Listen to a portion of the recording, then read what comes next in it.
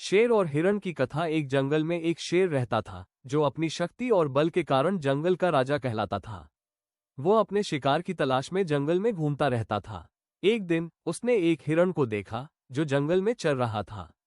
शेर ने हिरण को पकड़ने की कोशिश की, लेकिन हिरण बहुत तेज था और वो शेर से बचकर भाग गया। शेर ने हिरण को पकड़ने के लिए एक तरकीब सोची। उसने जंगल के अन्य जानवरों से कहा कि वो अब शाकाहारी हो गया है और वो जंगल के जानवरों की सुरक्षा के लिए काम करेगा। जंगल के जानवर शेर पर विश्वास करने लगे और उसके पास आने लगे। शेर ने हिरण को भी बुलाया और कहा कि वो उसका मित्र बनना चाहता है। हिरण शेर के पास आया और उसने शेर से कहा कि वो उसकी सुरक्षा के लिए तैयार है। लेकिन शेर ने हिरण को पकड़ लिया और कहा कि वो उसका शिकार करेगा। हिरण ने शेर से कहा कि यह उसकी दोस्ती का तरीका नहीं है। शेर ने हिरण को माफ करने का वादा किया और कहा कि वो उसे छोड़ देगा। नैतिक शिक्षा। इस कथा से हमें ये शिक्षा मिलती है कि सच्चाई और विश्वास ही जीवन के सबसे बड़े मूल्य हैं।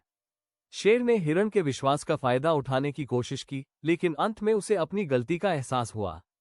इस कथा से हमें यह भी सीखने को मिलता है कि हमें कभी भी अपने से कमजोर का फायदा नहीं उठाना चाहिए। उम्मीद है आपको ये कथा पसंद आई होगी।